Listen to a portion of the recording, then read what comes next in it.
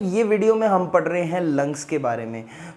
Lungs पढ़ने से पहले आपको रेस्पिरेटरी ट्रैक्ट का जो पाथवे है पूरा, उसमें क्या क्या स्टेशंस आते हैं, पूरा उसका नॉलेज होना चाहिए। तो इससे पहले और इससे पहले वाले जो वीडियोस हैं वो देखे बिना आपको ये अच्छे से क्लियर नहीं होगा, क्योंकि बहुत सारे बेसिक्स हमने वहाँ पढ़े हैं। तो चलिए सबसे पहले लंग्स के बारे में चीज़ें बताता हूँ आपको।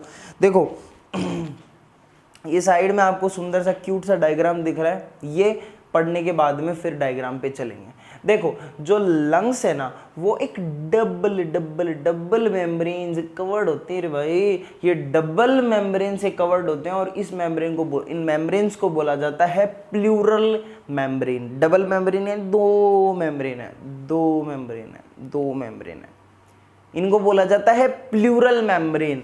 और ये प्लूरल मेम्ब्रेन जैसा कि मैंने बोला दो है ना, तो एक तो इनमें से इनर होगी और एक क्या होगी, आउटर होगी। एक तो इनर होगी और दूसरी बनियान नहीं, outer, inner and outer. Now what is the outer pleural membrane called? This is parietal pleura मेरे भाई, parietal pleura, parietal pleura. And this is visceral pleura, जो कि अंदर लंग सरफेस के कांटेक्ट में। Visceral pleura and parietal pleura. अब इन दोनों layers के बीच में, पैराइटल प्लूरा और विसरल प्लूरा के बीच में जो कैविटी, जो स्पेस प्रेजेंट है ना, कैविटी नहीं, स्पेस जो प्रेजेंट है, जो जगह प्रेजेंट है ना, उस जगह को बोलते हैं प्लूरल कैविटी।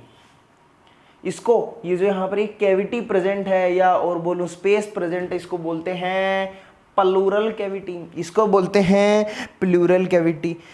ये जो प्लूरल कैविटी है ना, यही प्लूरल कैविटी, इसमें एक फ्लूइड भरा रहता है, इसमें एक फ्लूइड भरा रहता है। इस प्लूरल कैविटी में एक फ्लूइड भरा रहता है। इस फ्लूइड को बोला जाता है pleural fluid, pleural fluid, pleural fluid, pleural fluid. इसका काम क्या है? फालतू में प्रेजेंट नहीं है।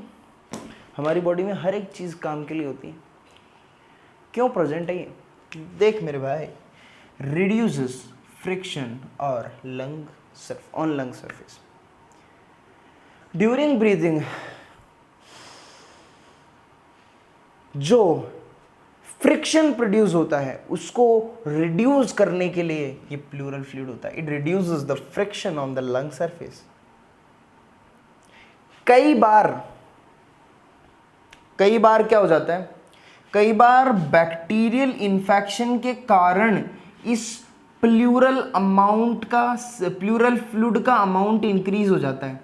कई बार बैक्टीरियल इन्फेक्शन के कारण दोनों मेम्ब्रेन्स के बीच में जो प्लूरल फ्लूइड प्रेजेंट है, इसका अमाउंट इंक्रीज हो जाता है।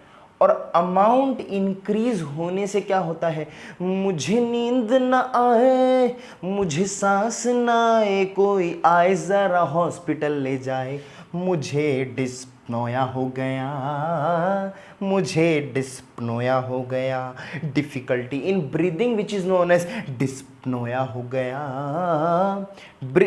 जब भी सांस लेने में तकलीफ होती है ना, उसको बोलते हैं डिस्पनोया, डिस्पनोया, डिस्पनोया। एंड यू नो ये जो परेशानी होती है ना प्लूरल फ्लूइड के बढ़ने से, इसको एक्चुअली, ये तो ब्रीदिंग इन डिफिकल्टी ब्रीदिंग में ये तो डिस्पनोया, ये तो कॉमन टर्म है, ये कहीं भी काम में ले सकते हैं। But this is known as, pleural fluid के इंक्रीज होने को बोलते हैं प्लूरिसी, प्लूरिसी या फिर प्लूरल एफ्यूजन डिजीज। इसको बोला जाता है प्लूरिसी या प्लूरल एफ्यूजन डिजीज, प्लूरिसी या प्लूरल एफ्यूजन डिजीज। मुझे सांस ना आए।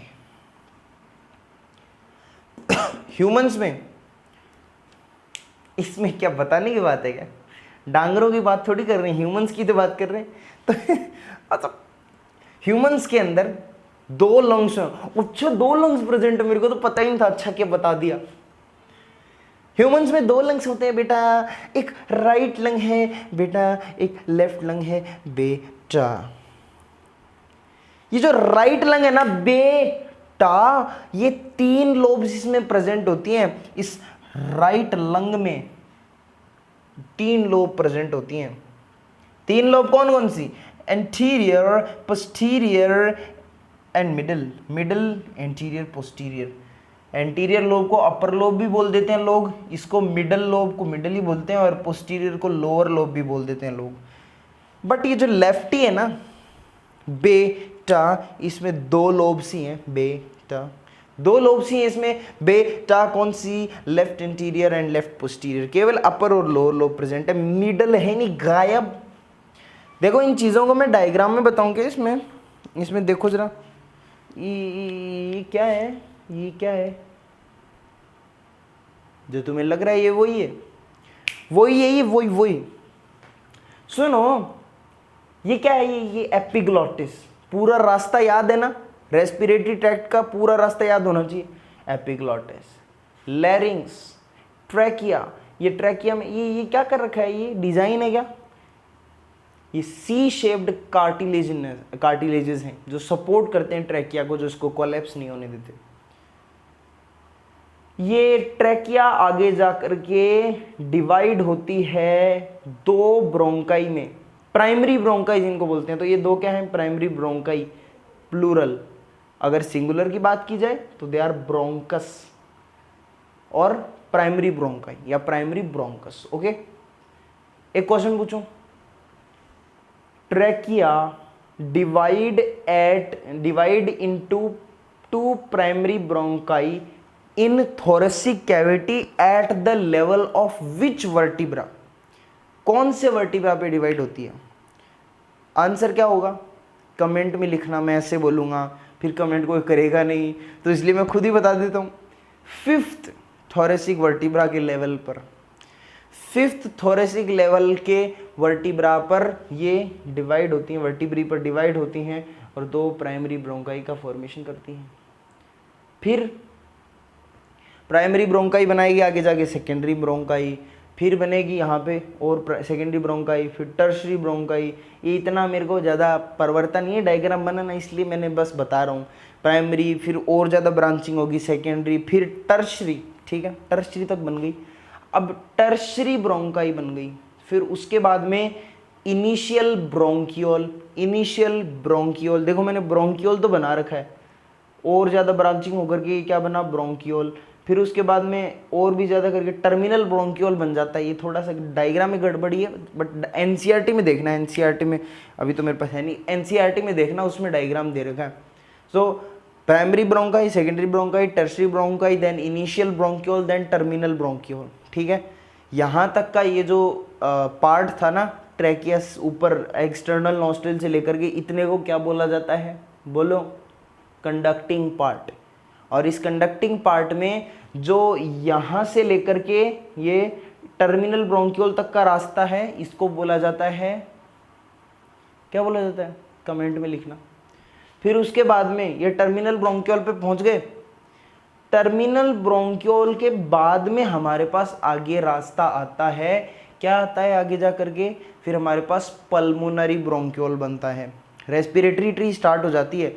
फिर उसके बाद में एल्वियोलर डक्ट, फिर उसके बाद में एट्रिया, फिर एल्वियोलाई, एल्वियोलर लोब, फिर एल्वियोलाई।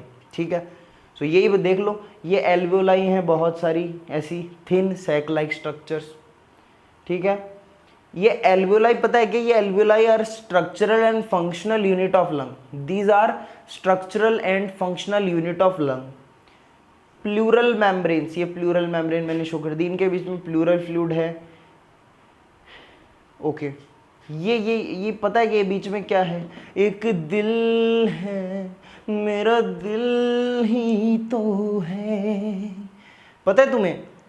दिल की ऐसे, इसलिए गाना है ना, दिल की ना सुनियो रे, दिल की ना, क्यों झूठ बोल रहा है? वो नैनो की मत सुनियो रे। गाने पर तेरे को पूरे पता है, गाने एकदम है। जोक्स अपार्ट, बात ये है कि जो हर्ट है वो यहाँ पर प्रेजेंट है, तो इसके कारण ये लेफ्ट वाला जो लंग है ना, ये लेफ्ट वाला लंग थोड़ा सा इधर पिचका हुआ होता है। यहाँ पर एक नॉच प्रेजेंट होता है जिसको कार्डियक नॉच बोला जाता है। ठीक है, अब सबसे पहले एक बात बता दूं, इधर वाली साइड राइट है, ये लेफ्ट साइड है। तो दिल कभी राइट नहीं होता, लेफ्ट होता है। राइट नहीं होता तभी दिल की नहीं सुननी चाहिए, दिमाग की सुननी चाहिए। अब मैंने ये जो इधर वाला लंग है ये मैंने केवल आपको ये लोब्स को शो करने के लिए बनाया, ये अपर लोब हो गई, मिडल लोब और ये लोअर लोब। अब इनको ये एक दूसरे से जुड़े हुए हैं, या मैं ऐसे बोल सकता हूँ ये एक दूसरे से डिवाइडेड है बाय दीज फिशर्स, ये हॉरिजॉन्टल फिशर, ये फिशर वर्टिकल, तो ऐसे करके फिशर से डिवाइडेड है। इतना ज़्यादा पढ़ना नहीं है, बस इतना बस याद रखो। लेकिन ये जो लेफ्ट वाला जो लंग है इसके अंदर केवल 2 ही लोब्स प्रेजेंट है, upper lobe and lower lobe, yes और नो, ठीक है। देन अब मैंने आपको एक बार थोड़ा सा और जूम करके एल्वियोलाई की स्ट्रक्चर्स को अच्छे से शो करने की कोशिश ही की है, बस कर तो मैं पाता ही नहीं हूँ, कोशिश ही करता हूँ बस मैं। देखो ये यहाँ पर क्या प्रेजेंट है, टर्मिनल ब्रोंक्यूल, टर्मिनल ब्रोंक्यूल, उसके बाद में टर्मिनल ब्रोंक्यूल रेस्पिरेटरी ब्रोंक्यूल में आगे जाके खुलता है, फिर रेस्पिरेटरी ब्रोंक्यूल से आगे मिलती हैं तुम्हें ये एल्वियोलर डक्ट्स, बहुत सारी एल्वियोलर डक्ट्स।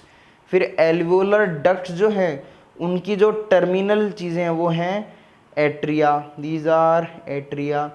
फिर एट्रिया के बाद में फाइनली एट्रिया किस में खुलती हैं, एल्वियोलाई में। फाइनली एल्वियोलाई जो स्ट्रक्चरल एंड फंक्शनल यूनिट है लंग की। सो ये लंग की एक बेसिक इन्फॉर्मेशन है। अभी तो लंग को और पढ़ना है हमें अच्छे से, इन्हीं चीज़ों को और अच्छे से समझेंगे तो बहुत सारे पॉइंट लिखते हैं। देखो मेरे को अभी वापस बोर्ड भरना पड़ेगा।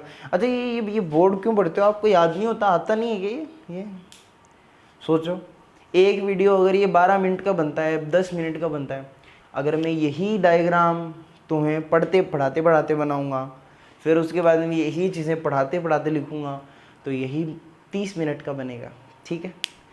और इसीलिए मैं पहले से चीज़ें नोट करके रखता हूँ ताकि सीधा बताया जा सके, ठीक है। सो अभी मैं आता हूँ और ये मिटा करके यहाँ पर दूसरी चीज़ लिख देता हूँ।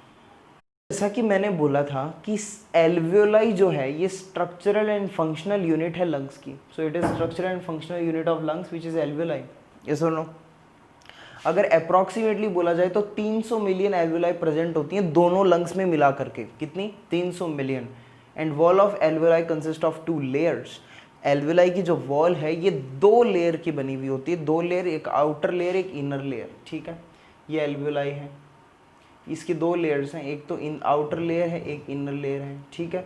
जो आउटर लेयर है ये येलो फाइब्रस कनेक्टिव टिश्यू की बनी हुई होती है, किसकी, YAFCT, yellow fibrous connective tissue. And the inner layer is made up of simple squamous epithelium. Inner layer of alveoli is made up of simple squamous epithelium, okay.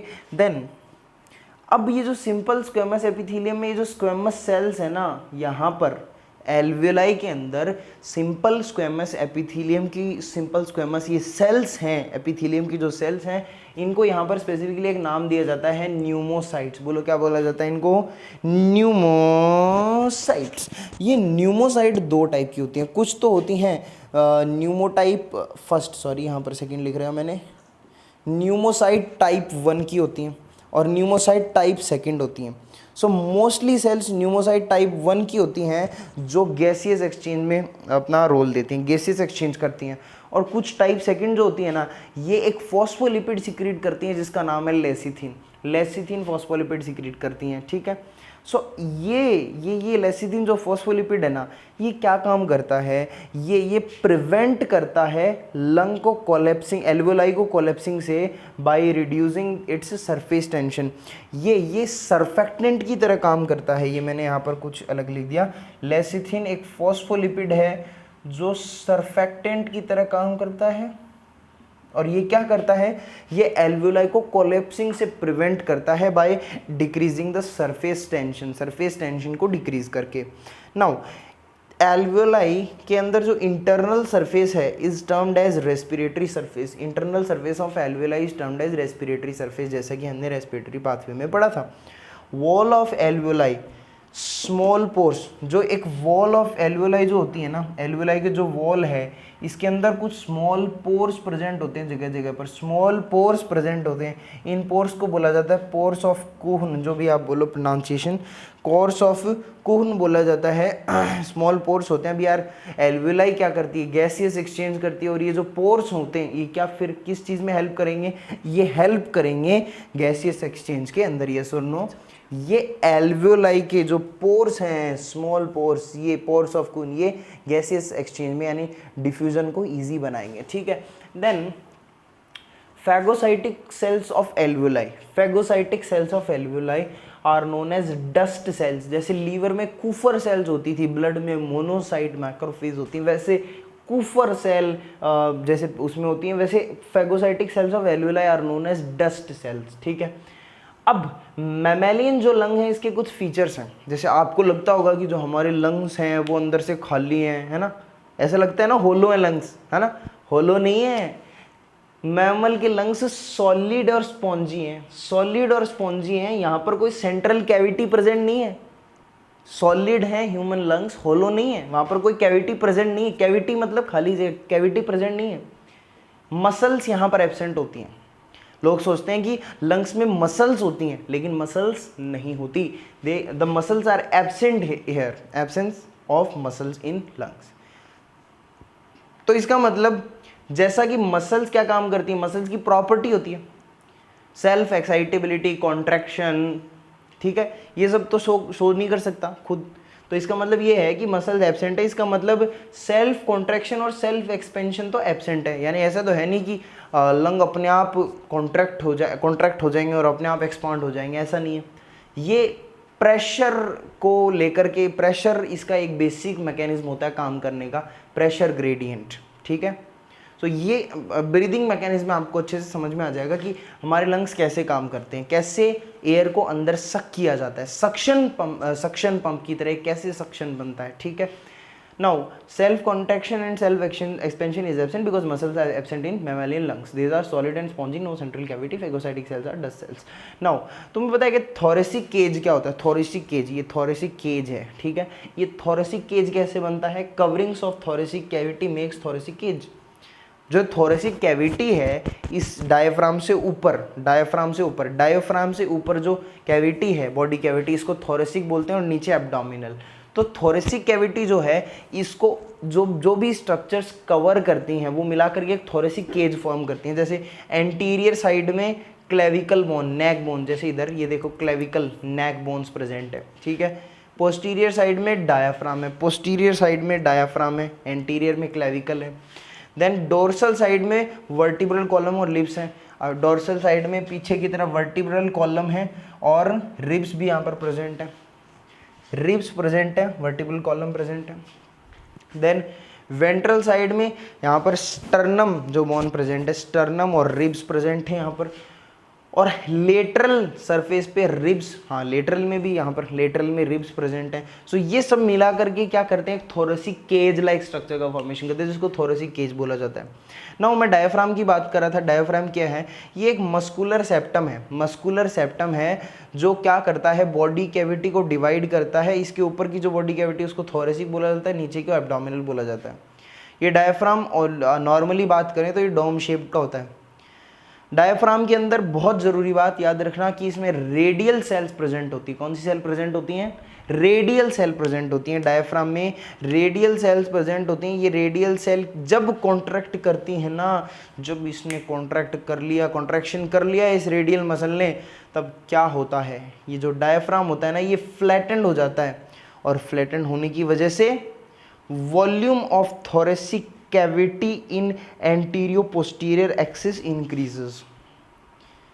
Thoracic cavity है ना, इसकी volume एंटीरियो posterior axis में बढ़ जाती है, एंटीरियो posterior axis में, यानी ऐसे बढ़ती है जब डायफ्राम कॉन्ट्रैक्ट करता है। ये बात याद रखना, जब मैकेनिज्म ऑफ ब्रीदिंग जब हम पढ़ेंगे, मैकेनिज्म ऑफ ब्रीदिंग, तब तुम्हें काम आएगी कि ये जो डायफ्राम है इसके अंदर जो रेडियल मसल्स हैं ये जब कॉन्ट्रैक्ट करती हैं तो डायफ्राम की जो एब्डोमिनल कैविटी है उसकी वॉल्यूम जो है एंटीरियो पोस्टीरियर एक्सिस में कन्वर्ट होती है, डायफ्राम फ्लैटेंड हो जाता है। ठीक है। वैसे ऐसा होता है लेकिन ये ऐसा हो जाता है। ठीक है। Volume of thoracic cavity increases in anteroposterior axis. Then कुछ मसल्स हैं जिनके बारे में मुझे आपको बताना है, ये हैं इंटरकोस्टल मसल्स, ICM जिनको रिप्रेजेंट करते हैं। इंटरकोस्टल मसल ये क्या होती हैं? देखो जो इंटरकोस्टल मसल्स होती है ना, ये रिब्स के बीच में प्रेजेंट होती हैं। रिब्स के बीच में जो मसल्स प्रेजेंट होती हैं इनको बोला, यहाँ पर देखो फील करो, रिब्स के बीच में जो मसल्स प्रेजेंट है हर जगह पर, उनको बोला जाता है इंटरकोस्टल मसल। ये दो टाइप की होती हैं, एक तो external intercostal muscle and another one is internal intercostal muscles. ठीक है, ये यहाँ से डायफ्राम से लेकर के जो इतना पार्ट है ना, ये रेस्ट, जब ब्रीदिंग मैकेनिज्म पढ़ने में बड़ा आसान रहेगा अगर ये समझ लिया तो। सो एक्सटर्नल इंटरकोस्टल मसल जिसको EICM बोलते हैं, एक्सटर्नल इंटरकोस्टल मसल्स, ये इंस्पायरेशन में हेल्प करती हैं, यानी इनहेलेशन में हेल्प करती हैं, एयर को अंदर खींचने में हेल्प करती हैं। कैसे? जब ये कॉन्ट्रैक्ट होती हैं, जब ये एक्सटर्नल इंटरकोस्टल मसल्स कॉन्ट्रैक्ट होती हैं ना, कॉन्ट्रैक्ट होती हैं, तब उस समय उसके कारण जो रिब्स और स्टर्नम है ये शिफ्ट हो जाते हैं अपवर्ड एंड आउटवर्ड। जब ये एक्सटर्नल इंटरकोस्टल मसल क्या करती हैं? कॉन्ट्रैक्ट करती हैं। जब ये कॉन्ट्रैक्ट करती हैं तो क्या होता है? जो रिब एंड स्टर्नम है, स्टर्नम क्या, ये बोन, स्टर्नम और जो रिब हैं वो क्या होती हैं? शिफ्ट आउटवर्ड एंड अपवर्ड, ऐसे आउटवर्ड, आउटवर्ड एंड अपवर्ड ऐसे। तो क्या हो रहा है कि जो ये एक्सटर्नल इंटरकोस्टल मसल जब कॉन्ट्रैक्ट करती हैं तो उसकी वजह से जो रिब और स्टर्नम है वो शिफ्ट होते हैं अपवर्ड एंड आउटवर्ड। तो इसकी वजह से क्या होगा? थोरेसिक कैविटी की वॉल्यूम, थोरेसिक वॉल्यूम इंक्रीज होगी डोर्सो वेंट्रल एक्सिस में। देखो ऐसे होता है ना, ऐसे हो रहा है, यानी ये आगे वाला पार्ट वेंट्रल, पीछे वाला डोर्सल। तो डोर्सो वेंट्रल एक्सिस के अंदर थोरेसिक कैविटी की वॉल्यूम इंक्रीज हो रही है, बात याद रखी जाए। फिर रिवीजन करेंगे जब ब्रीदिंग मैकेनिज्म पढ़ेंगे। तो जैसे ये एक्सटर्नल इंस्पिरेशन में हेल्प करता है वैसे एक्सपायरेशन में हेल्प करता है स्कोटस में। सो ये हमने बेसिक्स लंग के बारे में पढ़ा। इसके बाद में नेक्स्ट वीडियो में हम बात करेंगे ब्रीदिंग मैकेनिज्म की। ओके।